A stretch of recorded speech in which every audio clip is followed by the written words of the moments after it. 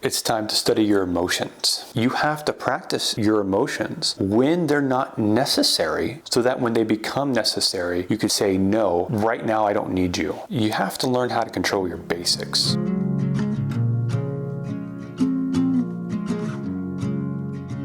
Time to practice your emotions. You never probably heard of anyone telling you that you need to practice your emotions. But the best way to prevent from getting angry or from getting sad or from getting depressed and letting the emotions control you is very simply practice your emotions. It is a crazy idea that you are expected to control your emotions when the stakes are incredibly high. Practicing your emotions in a low to no stakes environment affords you a couple of moments of grace to where the emotion is not banging on your door and kicking your door down, and then suddenly you're angry and you've lost your temper and you're now no longer using your capacity for thought and logical thinking. You are now using pure reactional emotional energy. That's not wrong, and it's not bad.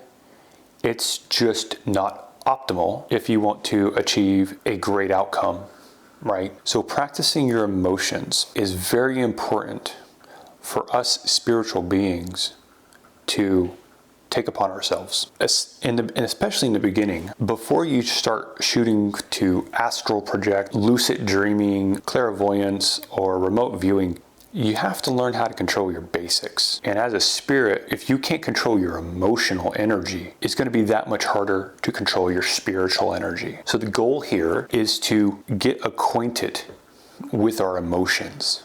Get acquainted for how that emotional energy feels inside your body. Being acquainted with your emotions allows you a closer connection with your bodily energy, so that in a situation would normally dictate that you get angry as a response. But getting angry as a response is not optimal as a reaction, right? You want to think logically and clearly about how to perceive that situation. This morning, my cats, they literally pushed off the ledge their dry food bowl. So I wake up this morning and their dry food bowl is on the floor and dry food is scattered everywhere. I have two responses. I could be angry or upset or annoyed and pissed off, whatever emotional reaction I could have at that moment. There's a bevy of options that present themselves, right?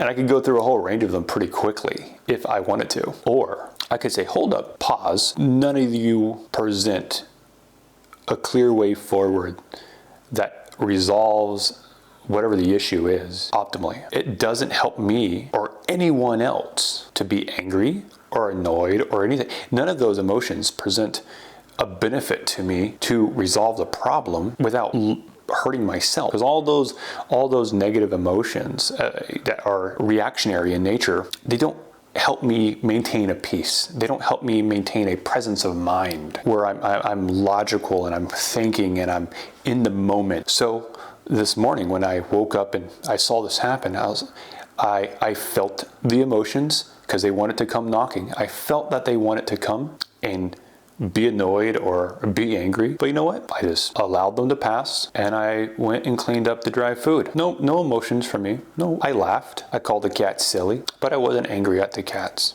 They don't know any better. They're playing with dry cat food for all they know. They're just playing with these little pebbles and they're fun to chase around. Well, they have a bowl of 1,000 of these, so that sounds like a lot of fun. Let's knock it on the floor. So practicing your emotions is vital, extremely vital to start today, to give you a space between a moment that demands your attention and demands that you react to it in one way or another. And it gives you a space between the moment and the emotional energy. And so when you practice this enough, what happens is you can become immediately aware of what emotions are presenting themselves to you that are knocking on your door to say, hey, I'm anger, hey, I'm pride, or hey, I'm whatever. And you have this window of time where you can say, you know what? That's not useful for me in this moment. You acknowledge it and let it pass. You have to practice your emotions when they're not necessary, so that when they become necessary, you could say, no, right now I don't need you. And then you can turn your attention and focus and awareness on solving the problem at hand. You don't get butthurt and lash out in anger. You don't get annoyed and lash out in annoyance to your child or to the animals. And you don't live this pattern of problem emotional outburst. You can live your life in peace and calmness no matter what. And that's the goal as a spirit, is to be free from these events. You're not chained and you're not attached to what happens in your day-to-day, so you can live your best life. So you're free from bouncing around like a pinball table, from emotion to emotion to emotion, from a situation to a situation to a situation, and you live a life, exemplify a life of peace. Let's talk about practice. Coffee cup. Grab one. Mine's filled with decaf coffee. This is a coffee cup. Grab any inanimate object around you, a pen, pencil, coffee cup I prefer. All you have to do is simply do this following exercise. I would say 5 minutes a day at the most. You don't have to do this more than 5 minutes, and you really don't want to overdo it at the very beginning. As you become more practiced and more aware and adept at this, maybe you go up to 10 minutes, but it's really not necessary. If you do a little bit each day, you will quickly grow aware of how your emotions feel. All I'm going to do in the coffee cup is simply this. I'm going to feel love towards the coffee cup. And it's important that I start off on a positive emotion. So I'm going to feel love. Now, I'm going to flip that after a few seconds, maybe 5-10 seconds of feeling love towards the coffee cup. I'm going to feel hate. Okay, and I can feel that right here in my heart. I can feel like a heaviness right here in my body when I feel hatred towards the coffee cup. And then I'm going to flip back to love. The emotion for me, it feels like a lifting in my heart. And so this is all I'm going to do, is I'm going to vacillate between hatred and love and hatred towards an inanimate object, because this cup here, it has no sentient awareness of me. It can't hate me and it can't love me. It has no ill will or ill intent for all intents and purposes. So if I feel love towards it, it means absolutely nothing. And if I feel hatred towards it, it means absolutely nothing.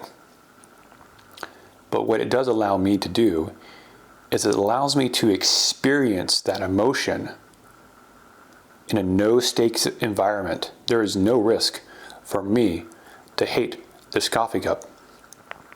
It allows me to feel where the hatred shows up in my body, how it feels.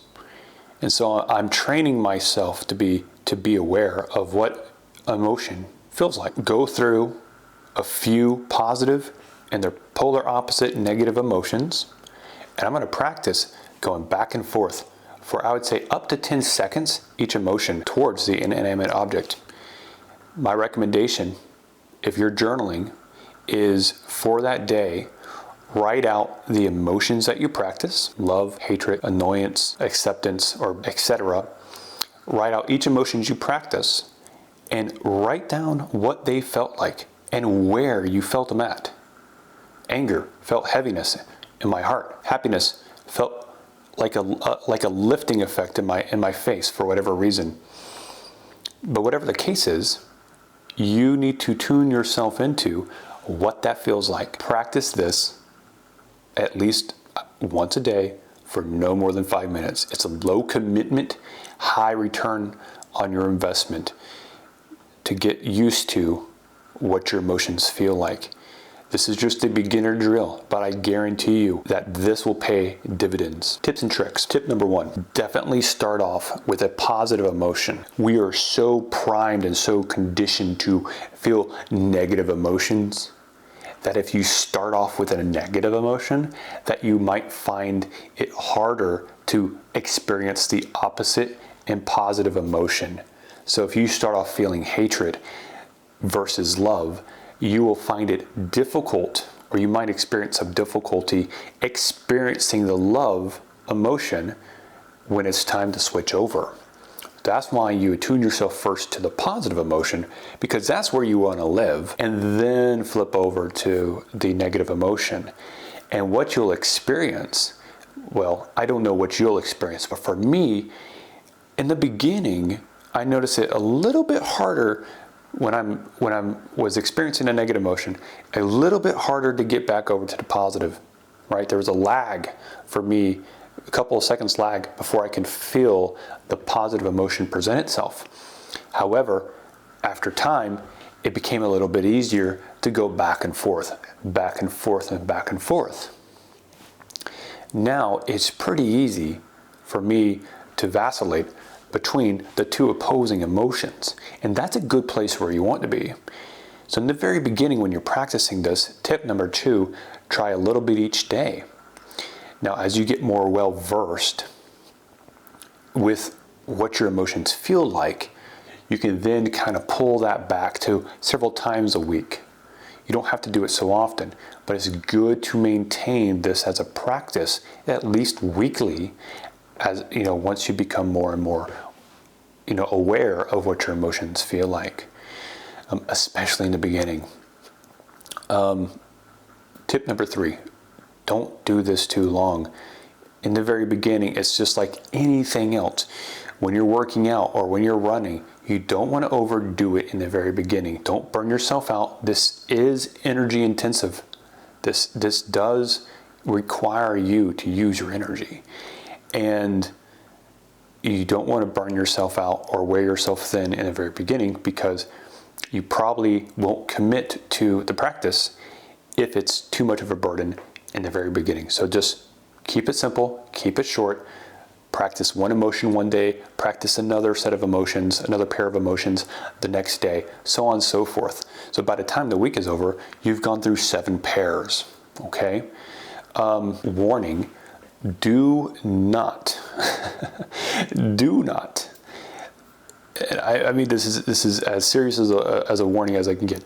When you're imagining or you're feeling these emotions towards the inanimate object of your choice, please do not imagine a real life scenario in which you will rightly get pissed off at. Do not use that as a way for you to feel the emotion you're feeling, because you're not feeling that emotion towards the inanimate object at that point. You're feeling it to the people or situation that's in your head. We're not training that. You can already get angry or whatever emotion easily enough. You're not creating the emotion. You're creating a situation that draws the emotion out of you. Stay away from that.